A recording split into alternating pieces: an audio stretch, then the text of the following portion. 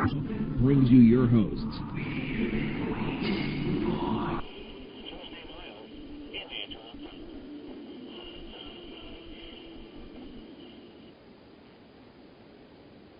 Welcome to Portal Paranormal Talk Radio. I'm your host, Tuesday Miles.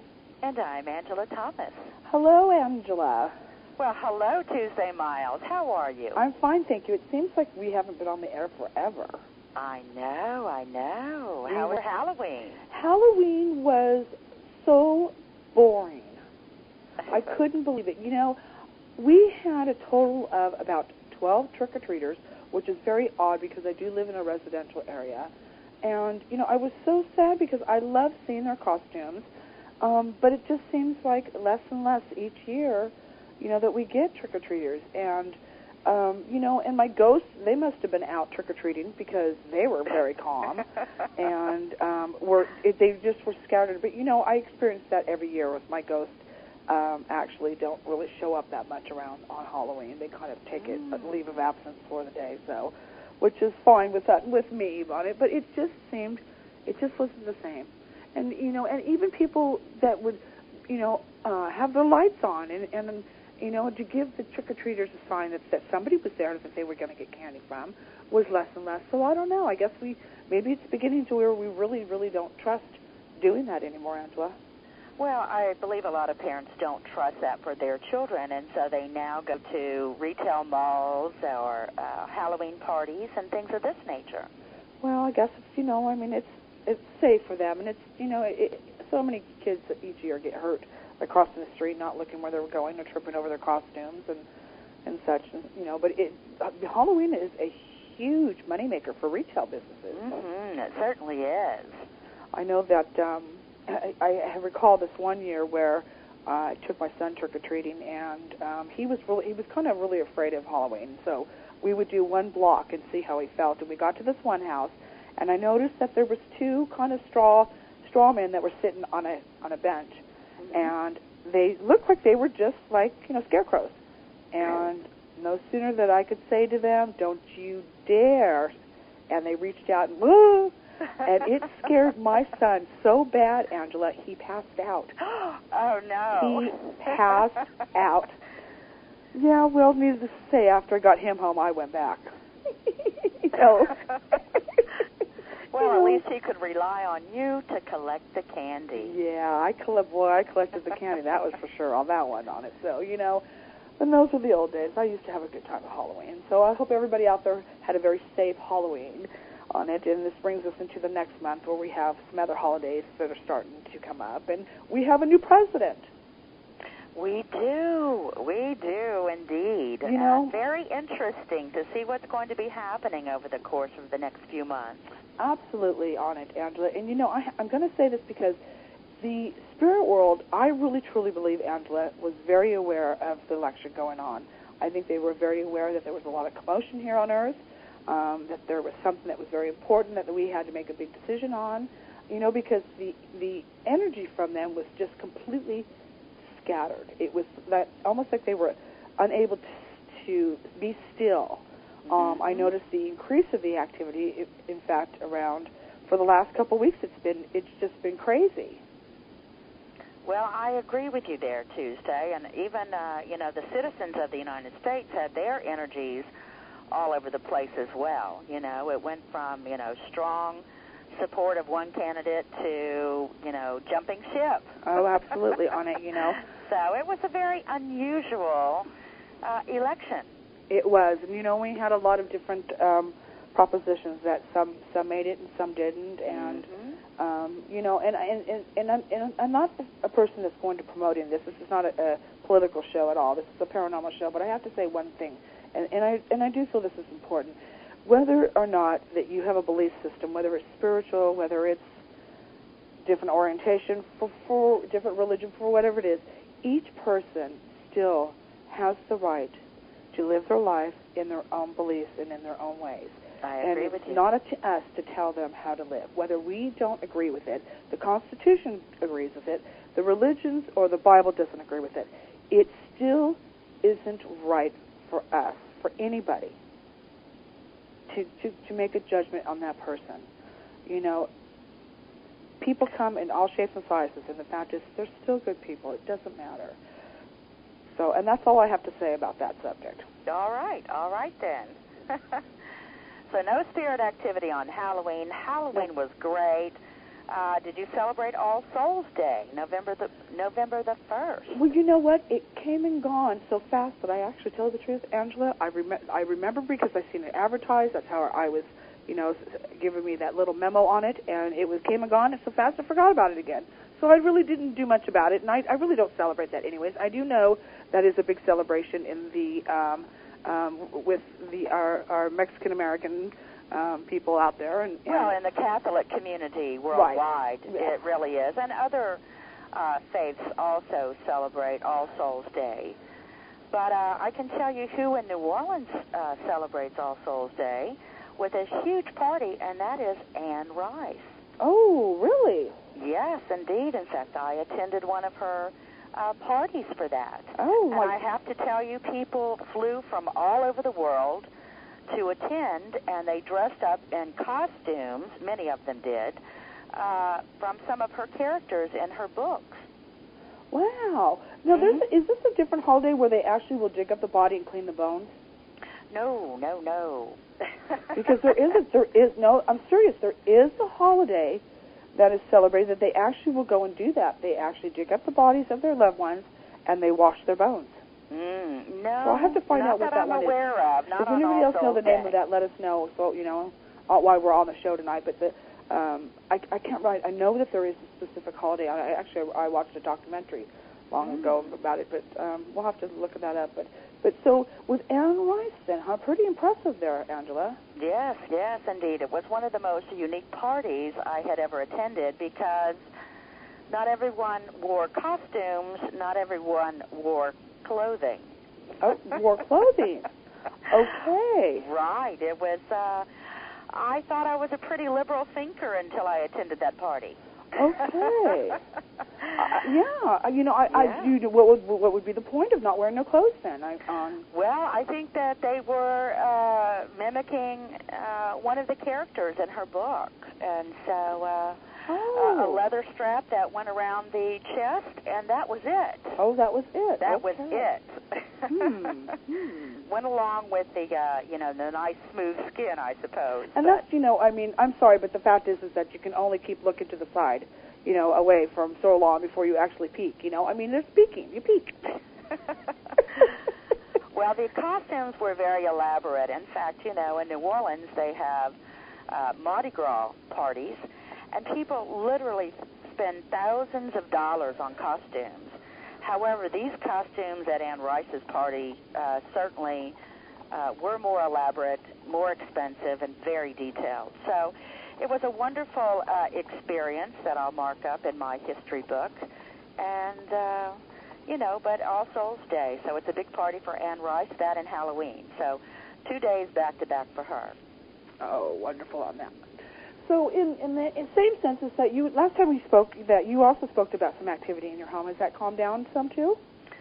No, not really. To tell you the truth, about 1 month ago, I was given a very lovely cat, and I have not had animals for about 13 years. But the cat now has picked up on the spirits here in the house, and sometimes she acts very afraid, and other times she, tends to play with them, I guess, because they're spirits that I don't see, but she's very much interacting with. There's been quite a bit more of apparitions in the house, and I have to tell you, from most rooms in the house. So the activity really is changing here. Yeah, you and I did speak about that, and I actually did go into, and for those of you who have a MySpace or are involved with MySpace, go to our site on MySpace. It's of course, www.myspace.com/Portal Talk Radio, and join as friends and stuff. And I did blog about that. Said I was going to blog about the animals and stuff. And the fact is that what to expect when you bring a new animal home if you've got activity in your home. Expect that the fact is that dogs and cats do have exceptional sight of spirits. Poor little thing. Well, yeah, I really do feel for the animals. I think that if they're brought up in it, it's not anything that would bother them so much. But having a an animal that enters the home, with some sort of maturity with them, it's just not, used to it. So, oh, sure. And of course, do we ever get used to it as individuals? Yeah, well, in some way we do. I have, in some way I've learned to continue life without stopping constantly, and it's like a tourist when you're seeing something new and you're pointing at, oh, new ghost, But like we were speaking that, I had to walk my dog through this. I had to actually literally train her to, make that choice if she didn't want something around her, and I spoke with her regarding it. Let them know that you don't want them around you. You have, that way of communicating with them, and so it really had helped me talking her through it. It's okay. She knows the tone of voice that I use when I'm speaking to spirit. She's right underneath my feet when I do, and she knows immediately when I say, "Oh, that so-and-so ghost," and she picks her head up and looks around like, "Where?" Well, do you ever feel, Tuesday, that people think that ghosts or spirits in their house is a negative thing? I mean, many people associate ghosts with, things that go bump in the night. Sure. I did for about a year, I did, Angela. Well, it took me actually a little bit longer than that because I didn't trust anything. I had a horrible time with it, and it took me a while to discern the difference between what was not here for my best interest and what was here just passing by. It takes time to learn and trust, and that's why we said it comes with experience, that you finally reach a place where you can relax. And thank God that I have, because otherwise, people, sometimes you can't get rid of a ghost or spirit. You can't get rid of it, so you coexist with it.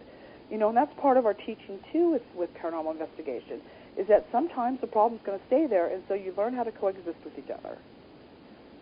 Well, yeah, I understand what you're saying there. Yeah. So on that note, but let's talk about first who's our guest tonight. Well, back by popular demand, it's Dr. Verny Nafie. Now, for those listeners that have heard of Dr. Nafie, and for those who haven't, Dr. Nafie is the world's leading authority on déjà vu. But tonight he's going to be introducing a research classification model that breaks down PSI, psi information, premonitions, and that sort of thing, and shows evidence with that information. And this method is called Seattle, as in like Seattle, Washington. In that Seattle method, he also has a Tickles method. And so joining him tonight are two research psychics that will talk specifically about the Tickles method, modifiers, and how they give the information that is needed in order for documentation. For more information about Dr. Nafie, go to brainvoyage.com or pni.org to learn more about Nafie and many of the books that he has written. In fact, he has Cry the Beloved Mind, A Voyage of Hope. And I have to tell you, Tuesday, that book is written for the masses. So anyone that may be experiencing some emotional or mental challenges, or have a loved one or friend that is going through that, Cry the Beloved Mind is certainly a book that they will want to get. Also, there's more information on portaltalkradio.com about tonight's guest. Thank you, Angela, for all that. And I have said this before, that I am a little bit intimidated by Dr. Nafie. Dr. Nafie has over-exceeded, I think, the massive intelligence level. I find myself that when he gets into, because when he articulates his words, he's very smooth, and he does use words. I do admit each time that I have to run and get the dictionary out. And that's okay, because I do learn, from him when he's on the show on it. And, we do prepare for Dr. Nafie when he is going to be on the show. We do spend much time on reading his work and over and over. Well, me, it's over and over again because I have to do that. But, and understanding his writing on it. And I have to say, Angela, he is absolutely remarkable. Absolutely remarkable. He is indeed. And Tuesday, he is considered one of the greatest minds in the 21st century. So he is a genius, but he's very likable as well. So I don't want to in any way, Oh, shape, or yeah. form say, because he is highly intelligent, that, you know, he's not understood. He has a wonderful sense of humor, and yes, he does. and a wonderful accent as well. So he's very thorough, and that's what we love about Dr. Nafie. Oh, absolutely. Oh, no, it's clearly my problem when on understanding him on it. You know, it's my left side of the brain doesn't want to work with my right side for some reason on it. So, no, absolutely on it. In fact, I actually emailed him with some personal information that he was very informative on and helpful with. So Wow, you know, wonderful. You know, I like Dr. Nafie on it. It's just that, you know, when it, you know, it's that goal that we want to reach, that level of understanding. You know, one day on it. And so we have, you know, again, that coming up, and he's going to join us actually in a few minutes. We'll bring him on the show. And we booked some extra people, some extra guests on the show, you know, with these holiday months coming up. But, you know, we have Pamela Heath coming up next week, and Melinda Leslie actually was, it will be on, too, the second half of that show. And Melinda Leslie was actually on with Joe Montaldo on Coast to Coast. Then we had Brad Steiger. I can hardly wait to get him on because, you know, I've got some, you know, I've written for him in some of his books that's coming out, and he's publishing my stuff. So I can hardly wait till we can talk about that. And then we have, of course, Dr. Gary Schwartz. Dr. Gary Schwartz, wow. I know it. And I'm excited. I know. You know, we have the Chris Fleming. We've got all kinds of things coming up on it, too. And, you know, also, too, I think that there's some featured guests and stuff that we're going to be doing for some Paranormal Research Society teams out there. So I know that there's some new findings that are coming up. And, you know, we've been trying to get Lloyd. How do you pronounce Lloyd's last name? Arabach. Yeah. Arabach. Okay, Lloyd, here it is. Putting it publicly on the air. We would love to have you on as a guest. So far, we haven't been able to pinpoint you down to make a commitment on what day. So here's the invitation to you. We would love for you to join us on the Portal Paranormal Talk Radio show as a guest. So now, how can he refuse How such can a he wonderful refuse that? invitation? Well, you know, also one of our guests is Anna Marie Hemingway. Now, she wrote a book called Practicing Conscious Living and Dying. Yeah. 20 individual inspiring stories. And I have to tell you, number one, I was in tears on some of those stories because they were so touching. She also talks about near-death experiences, those stories that are in there, and it is absolutely amazing. You know, talking about flowers that play music and, you know, beautiful lights and no judgment and learning why we existed on Earth. It's just absolutely amazing. Oh, absolutely, Anna. And, you know, let's not forget our guests that are in the Pal Talk Virtue Auditorium. You know, my lips are sticking together today. In the Pal Talk Virtue Auditorium, and let's say hello, everybody that's in our auditorium today. Welcome, and nice to see everybody. And thank you for coming and join us. And can you give that information out on how to join us in our chat room, Angela? Well, absolutely. Just go to paltalk.com, select Social Issues category, Other, and then on to the Paranormal Radio Network room. Thank you very much on it. Gosh, you know what? It seems like I'm kind of speechless as far as, you know, there really isn't any events coming up. Well, there is lots of events. In fact, if you go to the portaltalkradio.com site and click on events, you'll see many of our guest and non-guest events and seminars that are happening. So a lot of events that are listed on the Portal Talk Radio site. Also, just to let you know that Portal is now mobile, and that's through UpSnap. So if you wish to download the shows, any of the shows on the Paranormal Radio Network, simply dial 704-631-4060. Again, 704-631-4060. And enter the station ID code 2899 for your free download. Now, Angela, are you reading that off of a cue card, or have you memorized all that? No, it's improv. Wow. With the exception of the phone number. You know, I don't have that memorized. Pretty dang good. That's pretty good. You did pretty good there on it. I'm thinking, as we age, do we lose that memory on this stuff? You know, I mean, I know, and I have to go look it up sometimes. Well, absolutely. But, you know, I believe UpSnap is an outstanding company, not only for offering to the Portal listeners a free download, because normally they do charge. They do charge, many right. people. So that station code of 2899 is vitally important. Otherwise, it is $1.99 per month. That's true. And thanks to Joe Montaldo, our station manager and owner of the UPRN network, for hooking us up with that. And much appreciated out there, Joe. Right. UPRN 105.1 New Orleans. Absolutely, on it. Well, thank you very much for that, on it. I wasn't going to do this, but just to let those fans know of the late psychic ghost hunter Peter James. You know that we've had him on the show and his family on the show after his passing. That his book was now released, and we at one point thought that we were going to cover the information and the opening of the book, but it looks like the plans changed for that. But if you wanted more information on it, you can search Amazon.com for the book and buy it there. I'm assuming that's probably where they're posting it.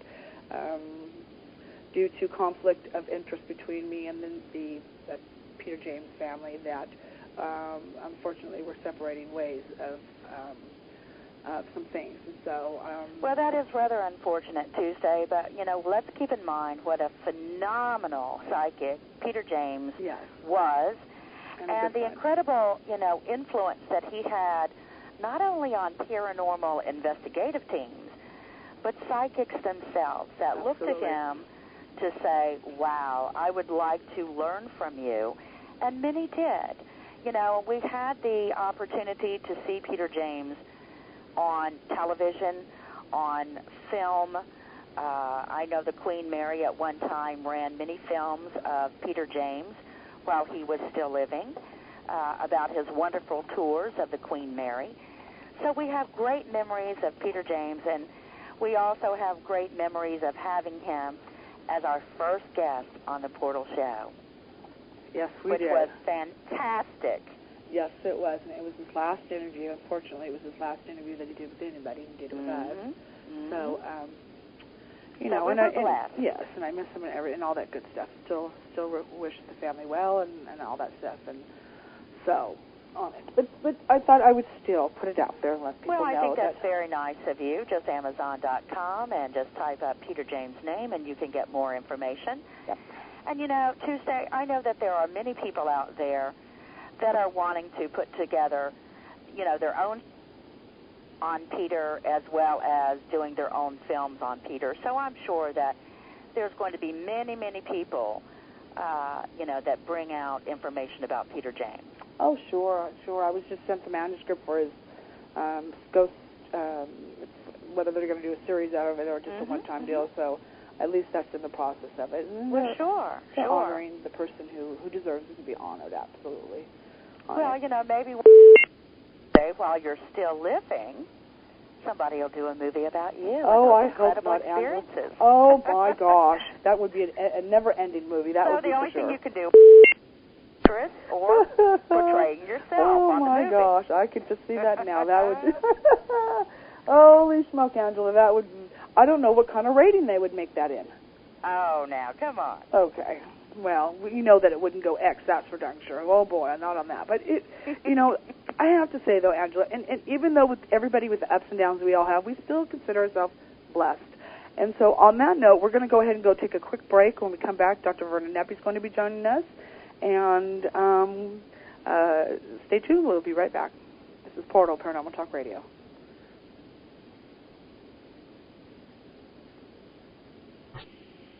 Welcome back to Portal Paranormal Talk Radio. Here again, your host, Tuesday Miles and Angela Thomas.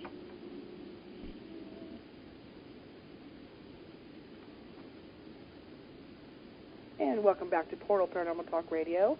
I'm your host, Tuesday Miles. And I'm Angela Thomas. And Angela, why don't you bring our guest on tonight? Well, tonight's guest is Dr. Verny Nafie and Ron, one of the research psychics that belong to Dr. Nafie's group. Welcome to the show, gentlemen. Thank you very much, Angela. It's a pleasure being back on your show. Well, back by popular demand, actually, Dr. Nafie. We have many of our listeners, who have requested you over and over again for you to return. Well, so I'm pleased that's to hear great. it. I hope I won't disappoint them. Oh, and you never have. You've always impressed all of us with your work. And I have to say, with this new study that you have out, it's quite impressive, and I had a chance to read majority of it, and I have to say it's a lot of amazing information. Can you tell us a little bit about the project? Yes, basically, there's a problem when one studies what I like to call subjective paranormal experiences. In other words, what common gardenly we call psychic experiences, but I take away the prejudices here. I say they are subjective, and for the individual they are paranormal, and they might well prove as such. Now, the problem that we have is very simple. If you have an ordinary contemporaneous experience, in other words, an experience that is happening at this moment, I pick up an impression about an event maybe 2,000 miles away, and might be absolutely accurate. The problem is the news media get hold of it as well, and it's very difficult to prove that that indeed was some kind of telepathic or clairvoyant experience. So consequently, one aspect that is rather interesting is looking at so-called precognition, which is foreknowledge, knowledge of the future, where people make predictions based on their intuitive awarenesses or psychic knowledge of something. They record it.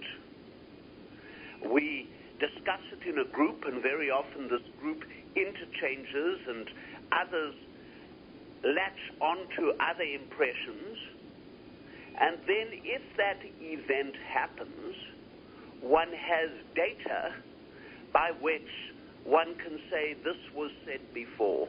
And one aspect that is very relevant, of course, is the event has to occur far more frequently than logic.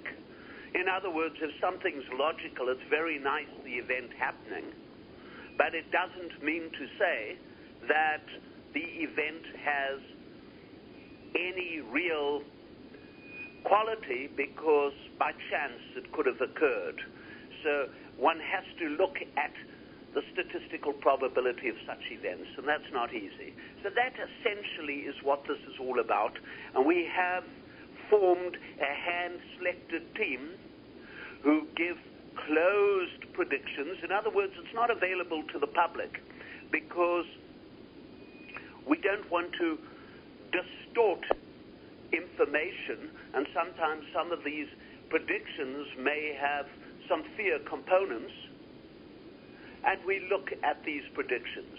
Incidentally, if we do find that we think that we may be able to avert something or stop something, we post it publicly, so that in that kind of way there is some kind of awareness that if there is such a thing as being able to avert a precognition which may come true, we at least try to do that, which we believe is the appropriate moral action. So, Dr. Nafie, let me ask you, talking about that, posting a prediction, do you feel that the masses out there would pay attention to it because it would be considered, you know, a psychic thing or a psi thing or, you know, paranormal? Do you think they would take that seriously? Some people do, some people do not. The problem is, it's very, very difficult. This area of precognition, this area of foreknowledge, it's not easy at all. And the reason why it's not easy is it's literally like driving down a road and seeing an intersection with several different options. And if one takes option A, maybe that precognition would happen. But I personally think that at all times, mankind has free will and has the option to go route B or C. Mm-hmm. So I often say to my group, if you bat 300, as you do in baseball, you're batting exceedingly well. So now, in relation to will the public believe this or not believe this, I don't think belief is what is relevant. We're looking at scientific fact. But in addition, will the public be able to appreciate when a prediction goes wrong that in fact the person having the subjective paranormal experience, the subjective paranormal experient, in other words, or the psychic if you want, or the paragnost, was actually picking up something genuine. It's just, it turned off down the road. And certainly there are those who look at these predictions and say, wow, but one shouldn't become too invested in them because many of them do turn down the road and turn out wrong as a consequence. Right. Well, there's no way to predict a timeline on the precognitive information in a way sense. That they could be seeing this and the fact that where it's future or whether it's tomorrow. It's hard to predict a timeline when the exact time, unless they're specifically given that during. Right. And you're very correct in that regard. People sometimes pick up impressions, and they know this impression would happen, but when will it happen, and sometimes where will it happen, and to whom will it happen? Well, this is so non-specific. From a scientific point of view, one cannot quantify it, because somewhere in the world at some time something is going to happen. And therefore we try to put some kind of quantification on it. Time, territory, place, for example, which stands, incidentally, the T of the tickle system. The tickles, which we will be discussing, time and territory, and the P, instead of tickles being pickles, the person. But all the same, timelines are very different. It's almost like it's not happening in our particular three-dimensional space, one point in time reality. And that one point in time reality we're extending forward anyway, so it cannot be happening at that kind of level. It's happening as an extension, as an extension of the contemporary onto the precognitive, onto the foreknowledge. Sometimes immediate, an hour or two later, maybe even seconds later, sometimes very prolonged. But what's interesting just in relation to timeline is you're 100% right. Okay. Very difficult to pick up. But at times when people pick up impressions, when they rarely go to it, they've now got this impression, they put in their tickles prediction in terms of using different categories to try to quantify it. They come to time and they say, well, I get the impression it's soon, maybe in the next week or so. And suddenly we start having quantitative data. Well, very good. Now, speaking of quantitative data, you listed 26 different levels that you can describe things or define things. Can we talk about your tickles method? And Ron, I will be going back and forth with you and Tuesday as well to get your intake, because Ron is a member of Dr. Nafie's hand-selected team and has experience utilizing the Seattle method. So, Dr. Nafie, beginning with you, can we break down tickles? What does the T stand for? Okay, well, let's put it right at the beginning. Okay. When we talk about the word Seattle, it's interesting because I come from Seattle, but in longhand it stands for Subjective Experience of Anomalous Trait Typology Levels Evaluation. Now, if you think that's a mouthful, it certainly is, and certainly it is somewhat contrived to fit that word Seattle. Some of them fit in very nicely, subjective experience, and then we're talking about an anomalous component, but trait typology and levels evaluation is a little difficult.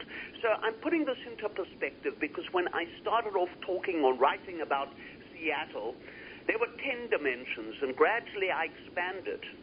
And eventually I realized that it was logical going from A to Z. And the challenge was making A the most important or the most basic, and then going to B and C, etc.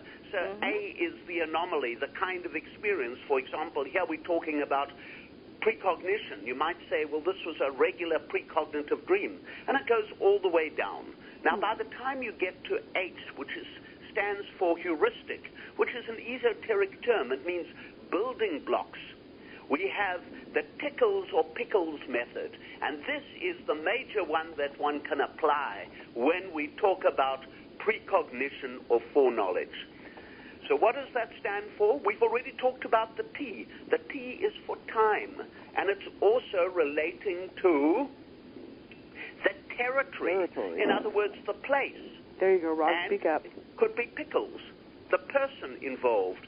So that's the T. The I relates to the actual intention in relation to this. So, for example, did one just spontaneously pick this up, or was there some kind of intention component where, in fact, it was deliberate and intentional? For example, the person went remote viewing and picked up some impression. Mm-hmm.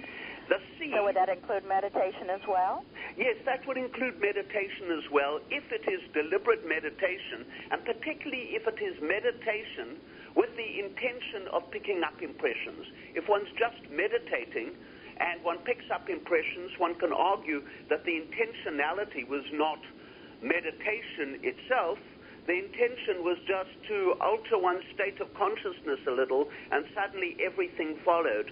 So there are areas in between, and we have all sorts of abbreviations pertaining to dreams and waking realities and lucid dreams and remote viewing as examples, and meditation would certainly be logical under those circumstances.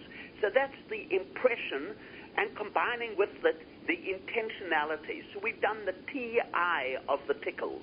The C is extremely important, and this is the certainty, or what I call from Kabbalah, the Chochmah score. In other words, the knowledge, the absolute awareness, the intuitive impression, the certainty. Some people say, it was so strong I have a knowing, as opposed to they have an impression that something will happen.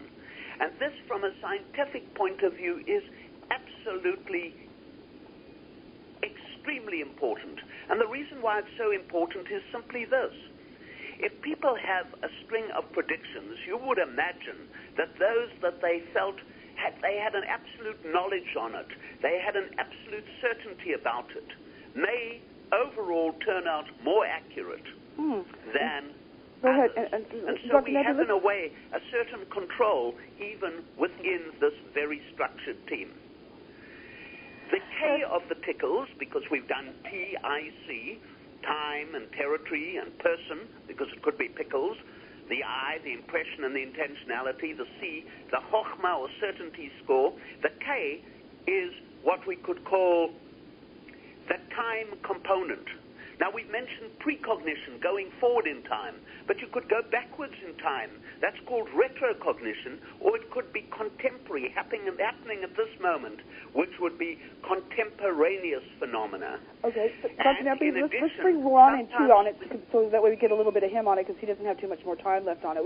I want to hear everything you have to say, but can we just quickly ask Ron real quick?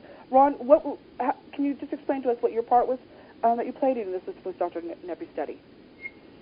Oh, well, I happen to be I guess a natural... Ron, would you please speak up, please? Precognitive person. And, just be posting some of my views on a public list. Dr. Nafie introduced himself, and that's how it all began. It was just by invitation. I guess he saw that I was getting more precognitive data than usual. I guess you saw some sort of ability there, and that's how we all started. Well, Ron, let me ask you something. Dr. Nafie talked about the I, intentions, and the tickle method. And one of the things that he mentioned was the intention of using meditation or any type of ritual to gain that information, that premonition. Do you think that intention might skew one's perception or enhance it? That's an interesting question. I think it can enhance it, and on the other hand, it can skew it. I think it all depends on your own strength as a psychic, if you want to use that term. For me, I think a lot of my the data, my precognitive data that I get is dream visual. And those are more often than not spontaneous. So you that's have more spontaneous information coming to you than rather approaching it a meditative way. That's correct. Yeah, I have to also say that even though it's spontaneous in a subconscious way, it's you can say it's intentional.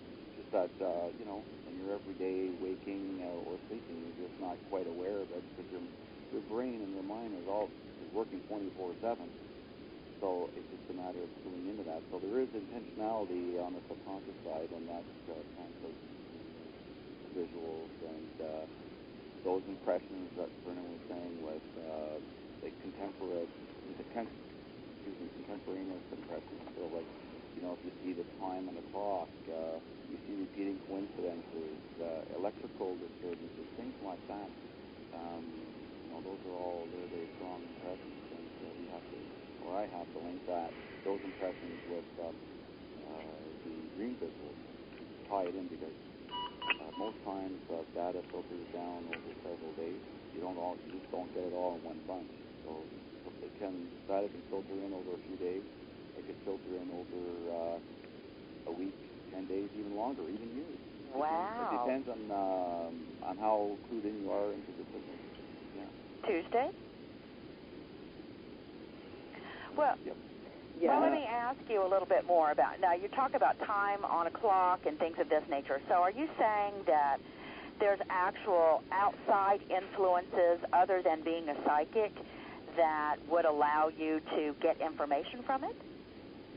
Well, yeah, these are tools. These are all tools that are disposal at whatever your subconscious mind clues into.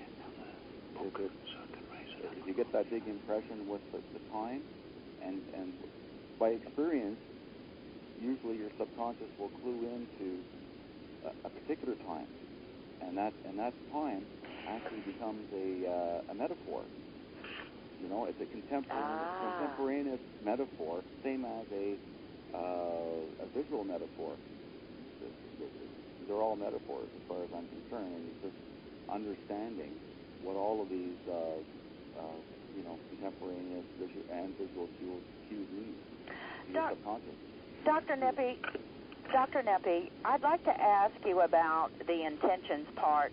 One other thing, do you think, has there ever been a difference in the information you've received from a premonition, a difference between spontaneous information or induced psi information?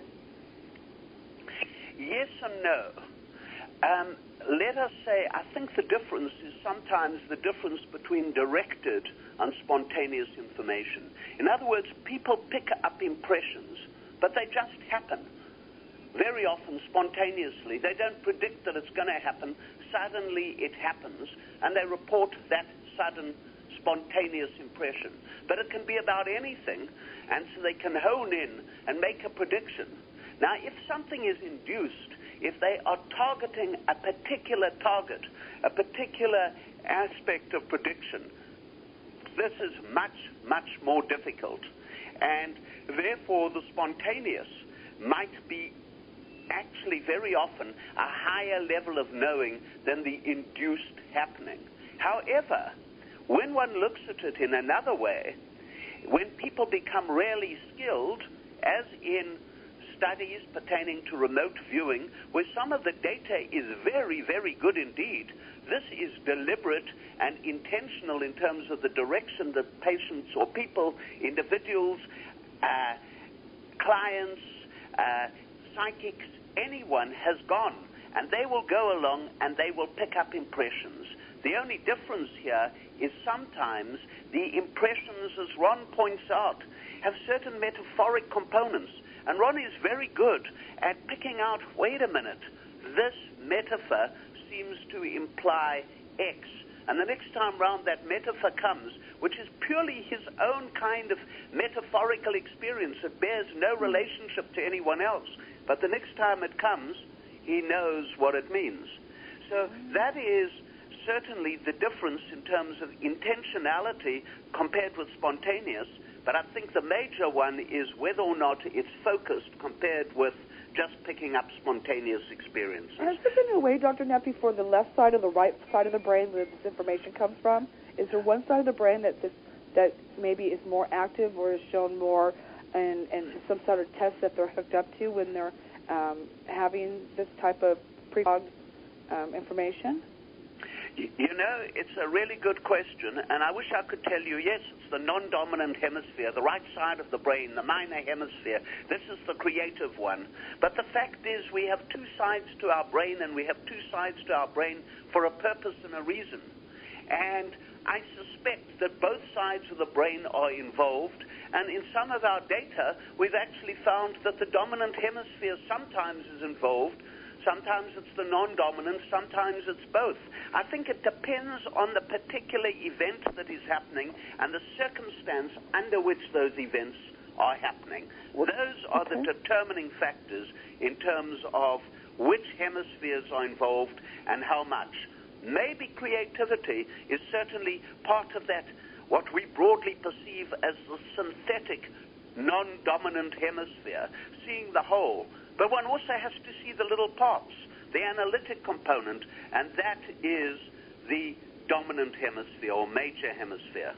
Can the mind choose the hallucination it wants to? For instance, the fact is in determining whether or not this is actual a hallucination, is the hallucination part of it coming from the dominant part of the brain when this does occur?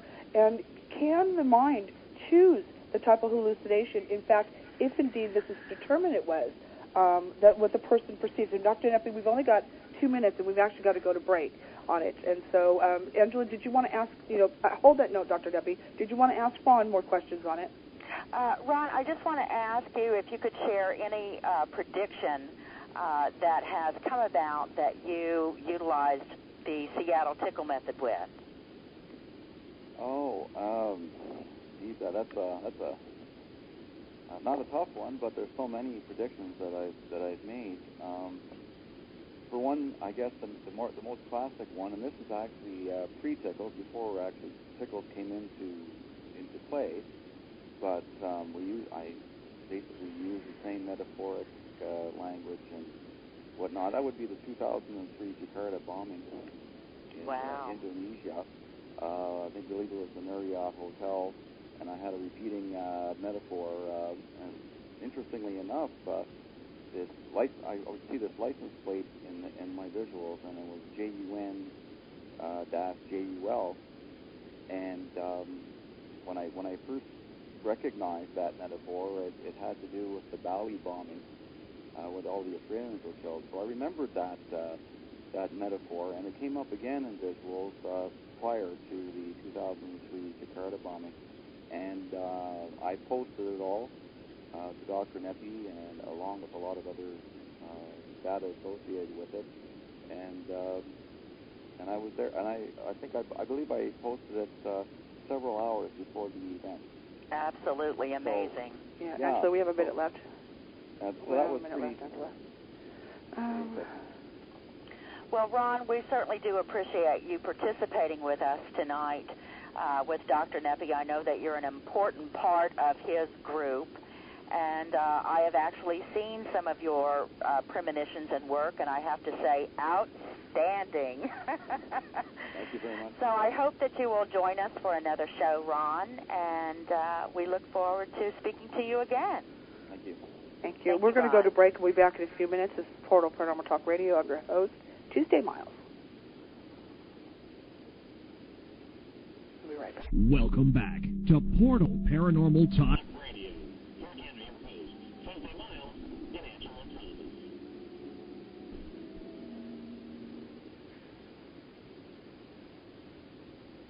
Thomas. And welcome back to Portal Paranormal Talk Radio. I'm your host, Tuesday Miles.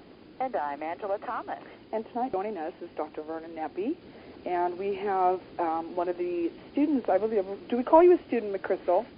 Yes. Okay, let's call you a student. We have a student that is joining us that was part of Dr. Nafie's study, and you want to be known as McChrystal. And how are you? Thank you for joining us. Well, my pleasure. And Dr. Nafie, are you still there too? I am indeed, and I can tell you that McChrystal is far more than a student.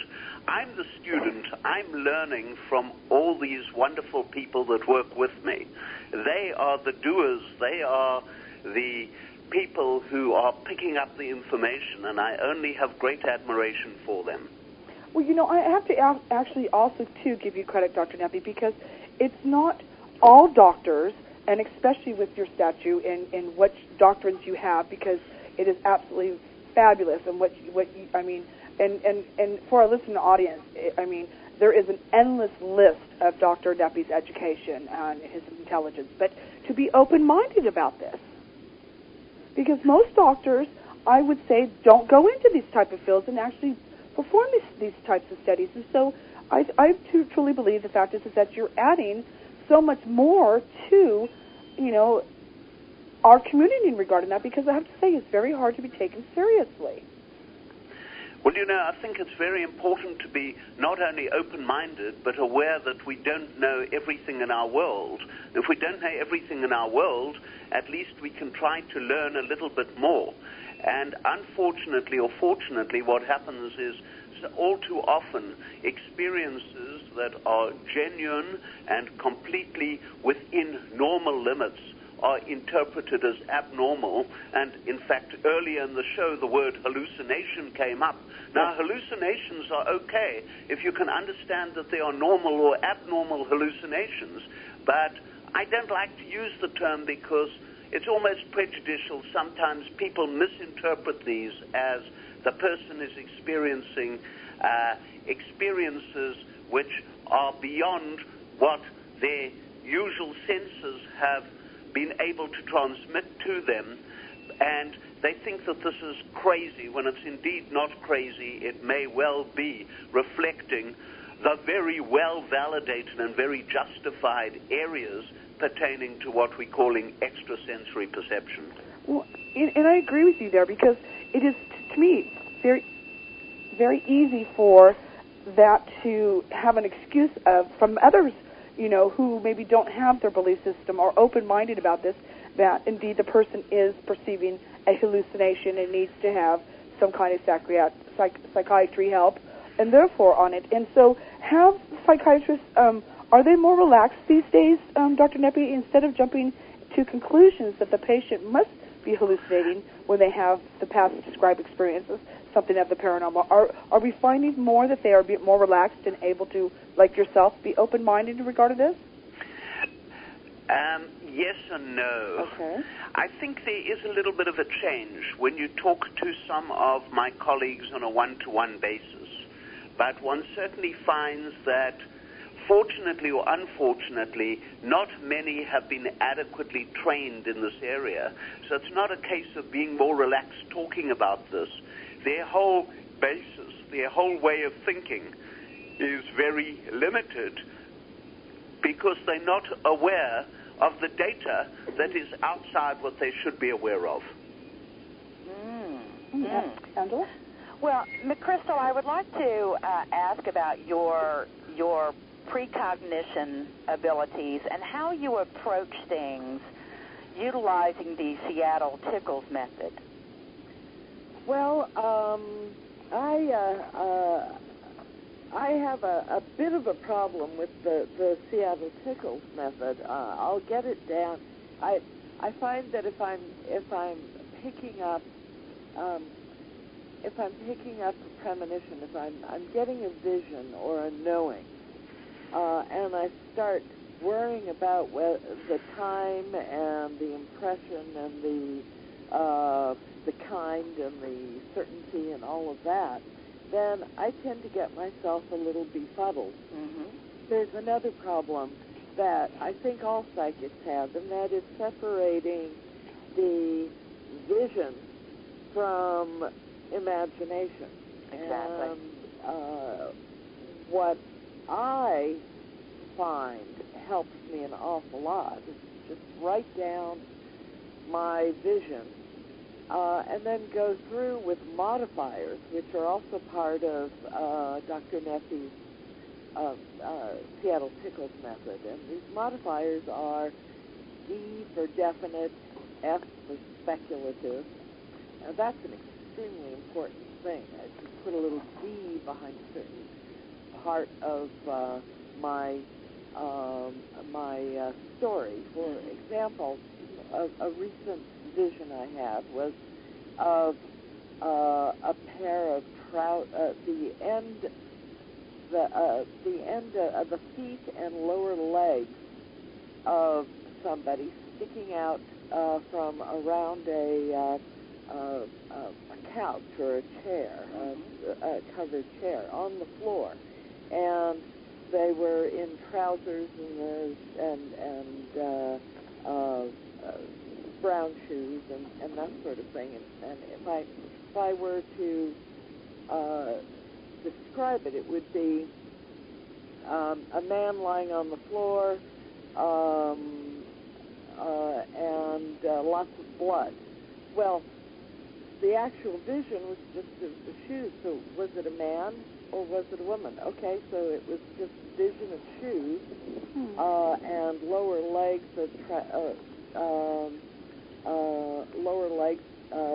clothed in trousers, and that's a definite. Probably a man, speculative. Lots of blood, knowing. And then a flash of a head with a gun blowing off the right side of the head. Oh, goodness gracious! Boy, what a vision! Kind of an exciting vision. I have some thoughts of it, but I can't say it was a suicide that I saw because I didn't see whether or not the person's hand. It was the person who was shooting himself or, that sort of thing. So you use these things such as D for definite, F for speculative, F for fact, which it was a fact, was on the floor. And so you break it down into categories as far as right, okay. and very well done, Dr. Nafie. As you tell the story, see, sometimes you get a story that gets a little bit too in trying to make it all sound correct. Okay. So how do you differentiate between it being retrocognitive, like going in the past, or precognitive, that coming in the future? You know what? I just don't. I don't. Okay, so you can't gain control. I don't tend to get things. Generally, when I'm looking at something that's retrocognitive or contemporaneous. For example, I do quite a bit of profiling. Okay. I'm in my business. Many times I'm called into meetings to sit there and say, okay, this fellow is lying. This fellow doesn't have the money he claims to have. This guy wants to scuttle the whole thing and go home. That sort of bit. I've been doing that quite successfully for a number of years. So, Dr. Nafie, when McChrystal talks about descriptions, like, F being fact, or M being metaphor, or S being speculative, or D being a definite impression, does that apply to all types of precognition, like lucid dreaming or being wide awake? Yes, it can apply to anything, because one is really just saying, listen, these are the components of my knowing, of my awareness, of my experience, and some are clearer than others, some components. Some of it, I get the impression of X, but X doesn't quite fit. I don't know where it fits in, so I'm speculating that this is what it means. People will talk about a coffin or something black or whatever, and they might speculate that the coffin might imply some kind of death. But that's a speculation as opposed to a definite impression.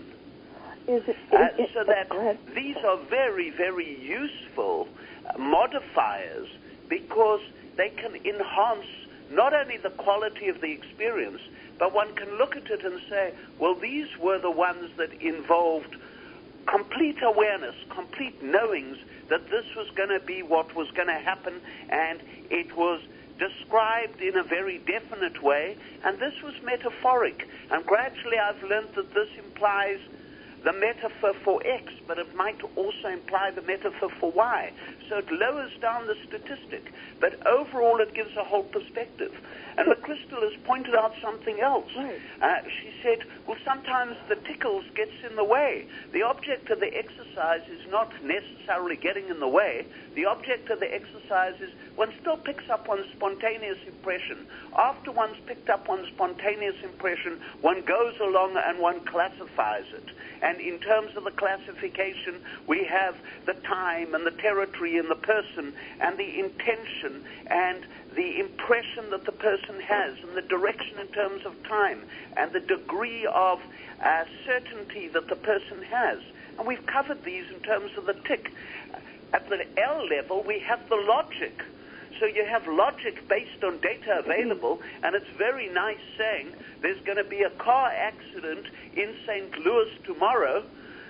Well, logically, obviously, there's going to be a car accident. Okay. So that one's got to look at the statistical guesstimate of how common this kind of phenomenon is. The Pope is being elected. What are the pundits saying? Who's going to win the Super Bowl right early on? And if one picks up some team that is expected to, well, so what?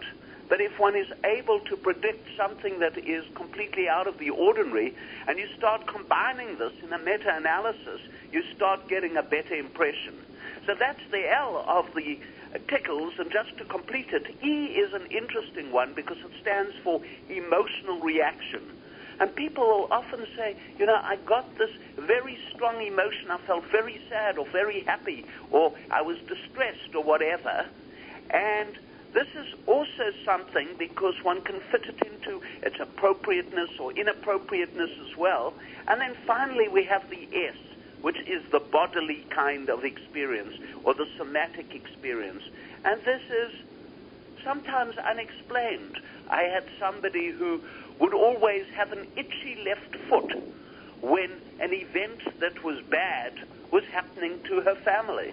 And one day she was at the theater and she got this intense itchy left foot. And in fact, at intermission, they announced from the front, would she proceed home immediately? Her daughter had been assaulted. So this kind of component is the somatic or bodily component. But on the other hand, it would also fit very often, for some people, the metaphor. So you can see where these extra modifiers fit in.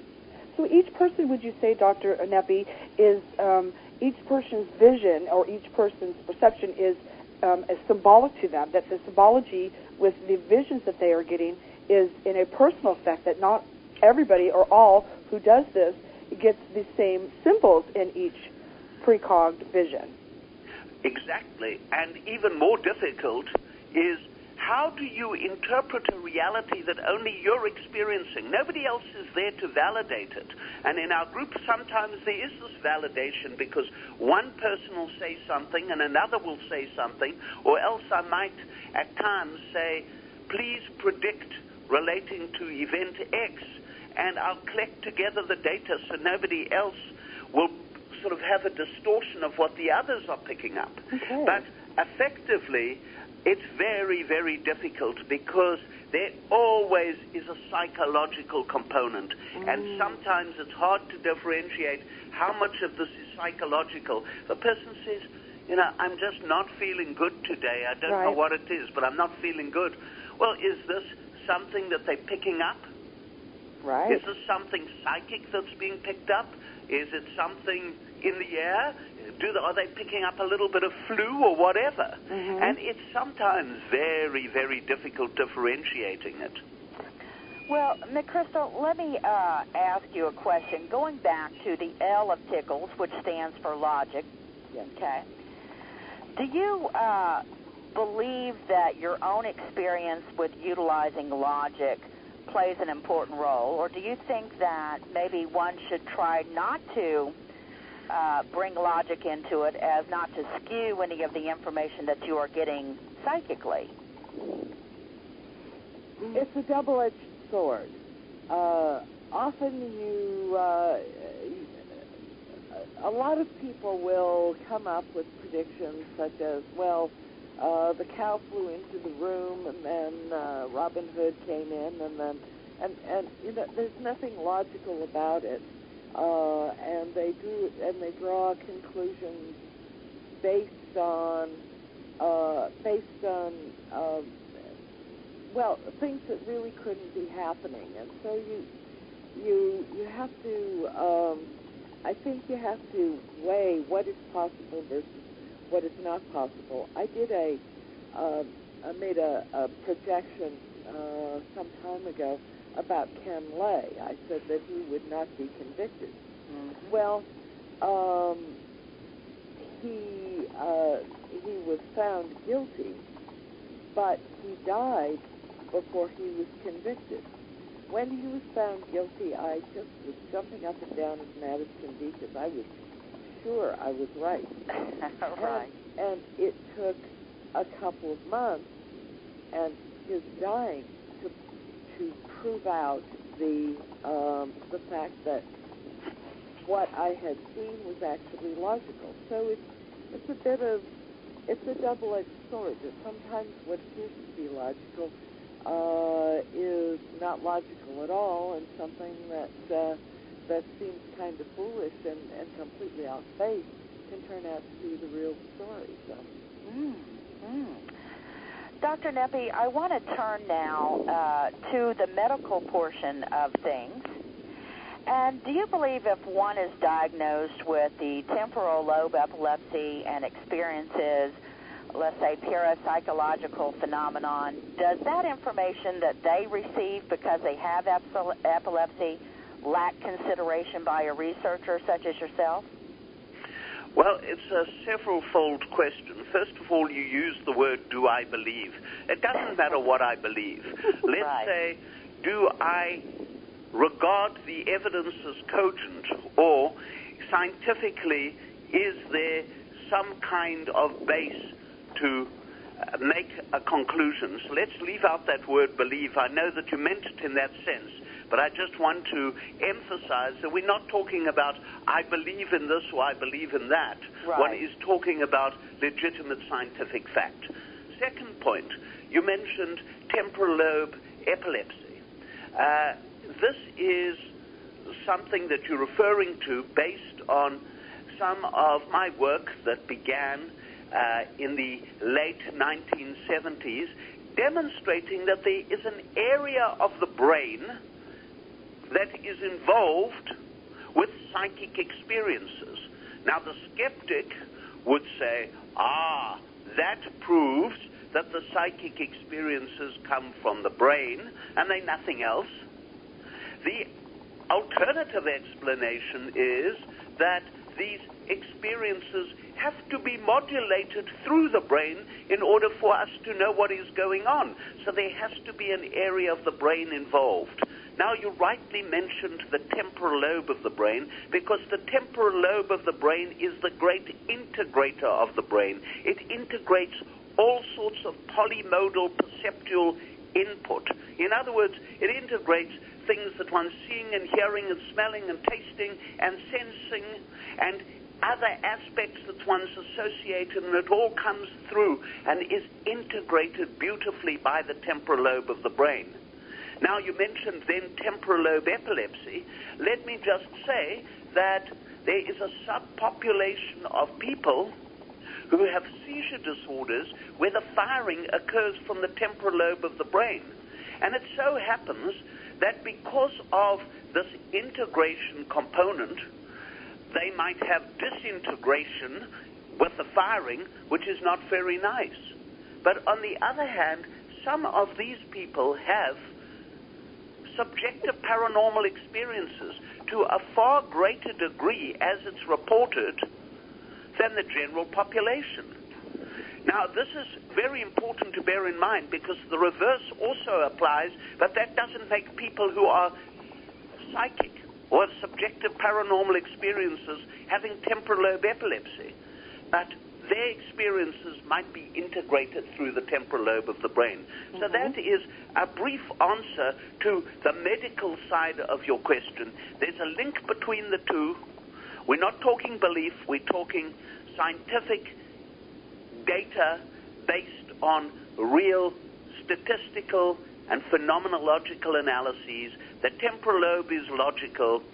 Patients with temporal lobe epilepsy might be lucky or unlucky enough to have also subjective paranormal experiences depending on their particular firing or differences in brain function. On the other hand, people who have a lot of psychic experiences might have an opening in their brain. I called it a window into the mind, which might relate to the temporal lobe. Oh, I can understand. I probably have an opening in my mind on that one, Dr. Nafie, on it. That's for sure on it. You know, let's say goodbye to Crystal, because we did say that we would keep her on until the bottom of the half hour on it. Crystal, thank you so much for joining us tonight on it and sharing with us your information. I should call you McCrystal on it. I forgot the MC. I apologize for that on it. And please come back and join us again on the show, and we can talk with you a little bit longer. Okay. Thank you very much, McCrystal. Good night. Good night. Good night. Dr. Nafie, you know, there has been many studies in regarding epilepsy and poltergeist activity in a scientific way on this, and I'll have to send you the information that I have on this, that they have found leaps and bounds of a connection between the two. Yes.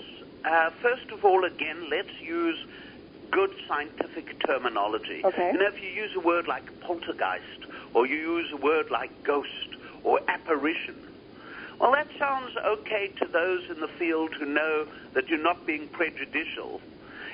For those of us in science, we use all sorts of special terms. So in relation to poltergeist activity, it's one kind of RSPK, a recurrent spontaneous psychokinetic phenomenon. And that sounds very impressive. Probably for you, no more impressive than poltergeist, so I know exactly what you're talking about. Okay. But again, just a clarification. Now, indeed, yes, there have been studies relating to RSPK, or recurrent spontaneous psychokinesis. Not too many, but a little bit. For example, Professor Bill Roll has been involved with this. But looking in terms of brain function. Now, here is something that is interesting, and I have just hypothesized this in a paper, that when this is motor, in other words, involves muscles or activity, you need the executive part of the brain, the part of the brain that is involved with those activities, or you need some component of that executive. And therefore, we might be seeing more frontal lobe component than temporal lobe component. And it may be that those people who have frontal lobe seizures or frontal lobe dysfunction or unusual or anomalous functions of their frontal lobe may be more likely to be in some kind of way involved with this absolutely bizarre phenomenon that is very difficult to prove, because by definition we've spoken about recurrent spontaneous. If it's spontaneous, you've got to wait sometimes a long time, and it just happens recurrently. But this might have a link with the frontal lobe as well as maybe with the motor sides of the temporal lobe. Absolutely amazing, Dr. Nafie. Dr. Nafie, I want to talk about the Seattle Tickles method that you've created and apply that to those researchers today. I know there's a lot of different types of models that are being used and different types of tests to determine if that psi information is showing evidence. How can researchers as well as individuals utilize Seattle with other tests that are being done in a controlled environment? Very good question. What you've spoken about effectively are two components of the same question. The one is, obviously there is experimentation and doing research under experimental or controlled conditions. And frankly, such research is very good because you can statistically quantitate it and work out where this all fits. The problem with such research is because it's not spontaneous and it is structured towards something specific, and the person either has to get it right or get it wrong. under those circumstances, we'd be lucky if we score 51% when 50% is average or mean, so that one needs hundreds upon hundreds of runs in order to generate statistics, as opposed to spontaneous phenomena where the person doesn't know why. They're picking up that impression where you need much, much less in relation to this. So this is one very important component, the differentiation of the spontaneous versus the experimental. Now let's imagine that you are Jill Smith at home and you have subjective paranormal experiences. Now how do you quantitate it? Well, one way is to, as soon as it happens, either write it down or use some kind of recording device. These are very cheap now, and one can use a digital recorder, and then one records it. Now, it doesn't help if you record this thing or you write it down and you don't show it to anyone, because under those circumstances, when it happens the next day, nobody believes you. Right, you don't right. tell anyone, well, you just made it up after it happened. So there has to be some kind of external validation. We used to use what we call premonition bankers. In other words, I would send this out, these predictions, to many different people spread around the world. They wouldn't even know who was on the team of bankers, because otherwise they could be accused of collaborating or in some kind of way being in cahoots, which indeed they were not. But I wanted to prevent this. Now, I am lucky enough to have available a technique that is so good in terms of secure email. It's called Zmail, that no longer do we need to use premonitions bankers. If people send stuff by Zmail, it is time-stamped. We know exactly where it's come from. So there is no way that in any way people could modify that prediction. And this is the value of Zmail, and it's becoming more and more useful in terms of research of this kind. Now, there's another component. Incidentally, if you want to go on Zmail, you can go to onezmail.com. Okay, and then... the letter Z. But now, there's another component. Here, Jill Smith has her prediction. How do we predict this? How do we know what is going on? Mm-hmm. Well, I would advise Jill Smith also to use a technique such as tickles. In other words, after Jill Smith has had all these impressions, write it down. Write T. T for timing. When's this going to happen? And sometimes Jill doesn't know exactly when it's going to happen. And sometimes something flashes into her head. Tomorrow. So she writes, in 24 hours' time, or window 24 to 48 hours. The territory, where? The person, the people involved. That's the T and the P of the tickles pickles. And then at the next level, she can say, this was, I suspect it is a precognitive impression. What kind of impression? It happened spontaneously. It was, in terms of intention, a spontaneous intention. The Chokhmah or certainty score, it felt very, very strong, so much so it was like a knowing. And then, here we're describing precognition, but very often it's contemporary. And that's okay, as long as you mention it and you don't know the information. Then you have to look at the L, the logic. And are there any emotional or E components or any somatic or bodily components? And then, of course, there's what McChrystal was talking about, these various modifiers. Is this metaphoric? Are there certain speculative elements? Because you can divide up each one of them. Is there something that one could actually record from a definite point of view that this definitely is occurring? What are the facts that are known in this regard? And so anyone can do this. And they can create their own lab, but they have to have people recording this. So, Dr. Nafie, is the Seattle method available publicly for the masses to view? Pardon? Is your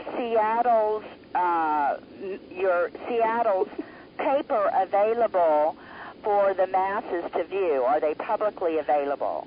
Yeah, so that that's they an could learn question. from you? written as a chapter for a book which will probably come out next year.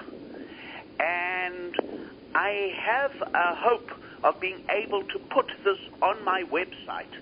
So write down my website, pni.org, Pacific Neuropsychiatric Institute.org, PeterNancyIvan.org, and just go to /ESP, and you'll be on all sorts of tours in relation to ESP. And if you're interested in looking at my books, just a word, you can go to brainvoyage.com, and you'll find several of my books, including, for example, a whole Deja Vu series there, and my wonderful book, Cry the Beloved Mind, The Voyage of Hope. So, yes, if it's not on the website at the moment, I'm hoping it will get onto the website soon. I have to get the requisite permissions if necessary. Do we have another book we can look forward to, Dr. Nafie, soon? Oh, yes, several, in fact. I am hoping to write, the next one I'm hoping to do is a play, because I'm a playwright as well. No kidding. And this, I will not give away the secret, but this play has a lot to do with the paranormal and is very exciting. How wonderful. Well, Dr. Nafie, we know that you have other obligations to fulfill tonight, and so we won't keep you any longer on the show on it. And so on your final word for this. Yes, there are some final words, and that is, do bear in mind, first of all, that if you have these experiences, some perceive them as blessings, some perceive them as curses because they don't want them to happen. And you can probably block them out. If you're experiencing them as curses, maybe there might be other kinds of symptoms that you have, and maybe you fit within that temporal lobe framework, and it might be useful speaking to your doctor and potentially, if necessary, having treatment for that. If it's a blessing, regard it as a blessing, but remember, don't govern your life by it. The reason why I say that, in terms of not governing one's life by it, is most of it is going to be wrong. Remember the baseball player who makes a fortune because he bats 300. If you see 10 worries coming down the road towards you, you can be sure 9 would have turned off before they reach you. In the same kind of way here, there are many different curves. We were talking during the break about a whole amount of skittles and how, to a large degree, each one becomes a little point, and sometimes there's a whole concatenation of events, but if you can cut out that one event, that's important. And this is something that's highly relevant, a theory that I have. I've called it the Nafie law of cause and effect. Just very briefly, what this means is, and it's difficult to prove because you've got no control. Right. One might pick up an impression. It may be genuinely precognitive. It might be something that is frightening.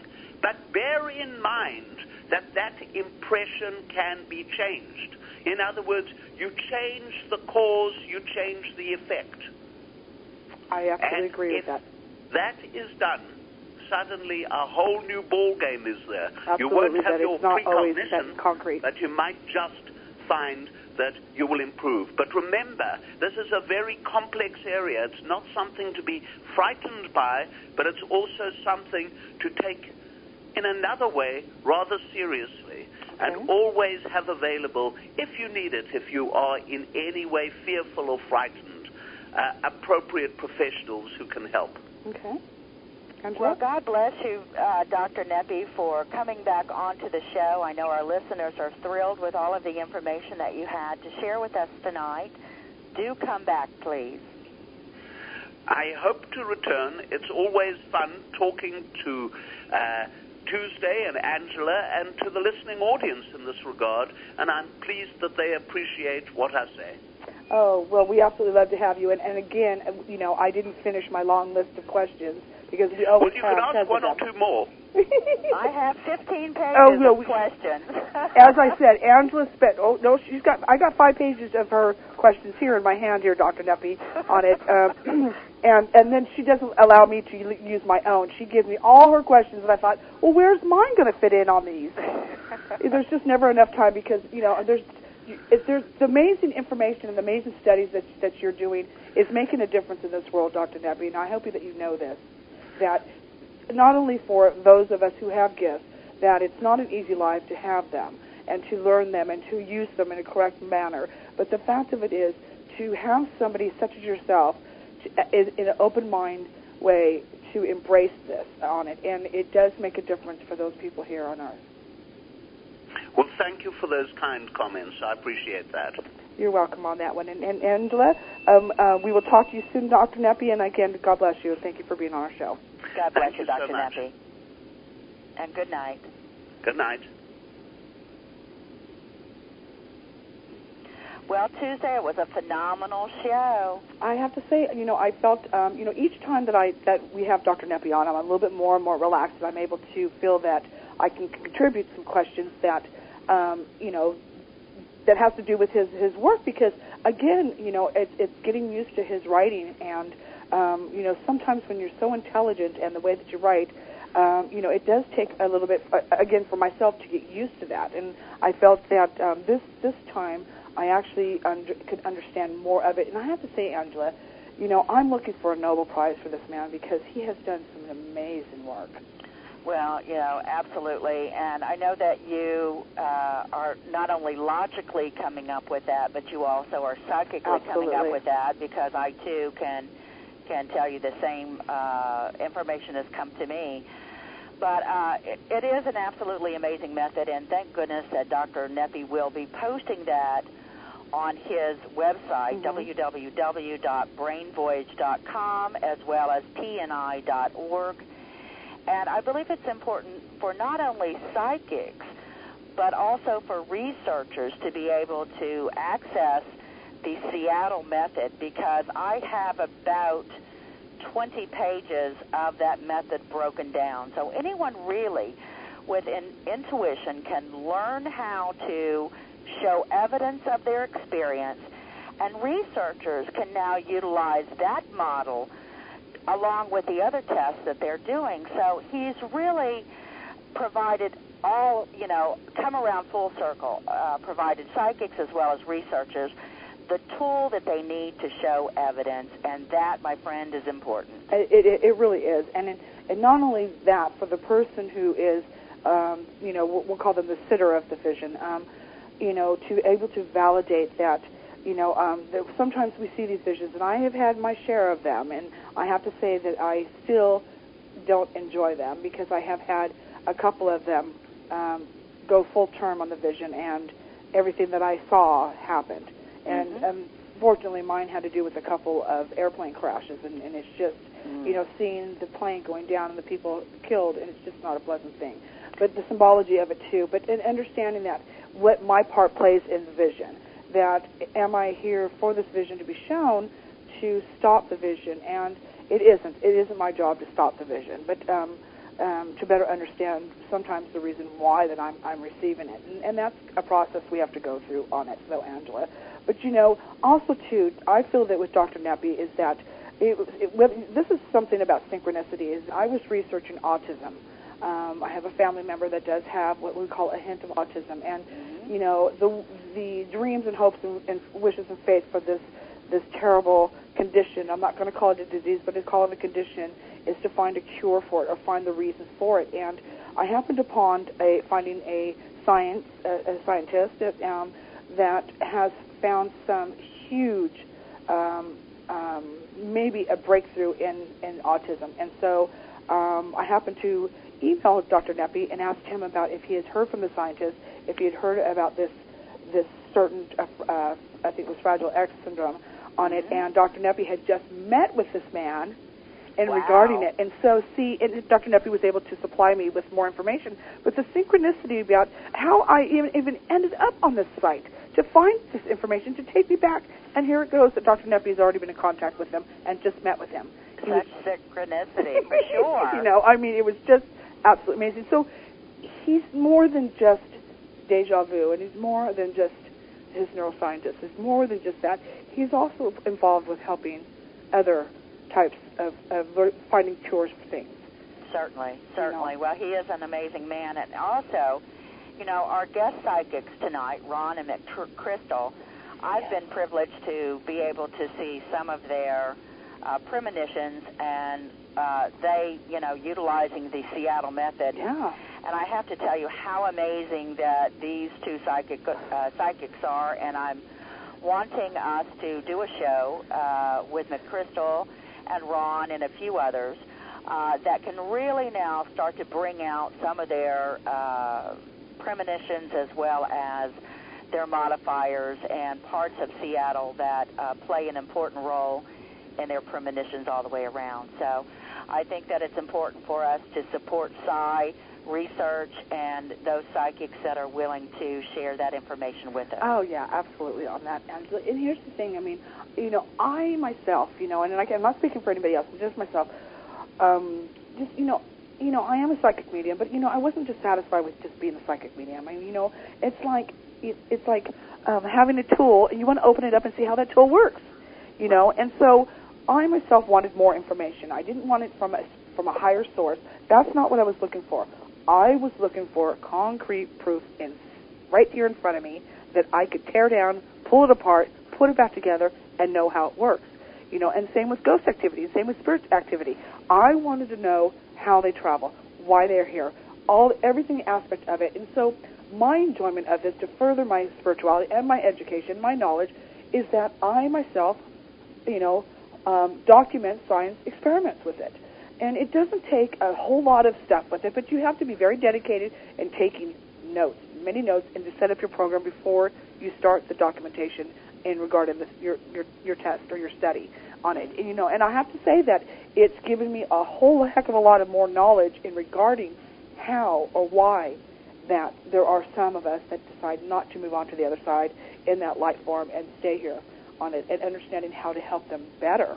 Mm-hmm. I agree. Well, Tuesday, both you and I have, the privilege of having the Seattle method in our hands. And Yes. I think that it's very important for us being psychics to be able to utilize that, define and show evidence of our own predictions.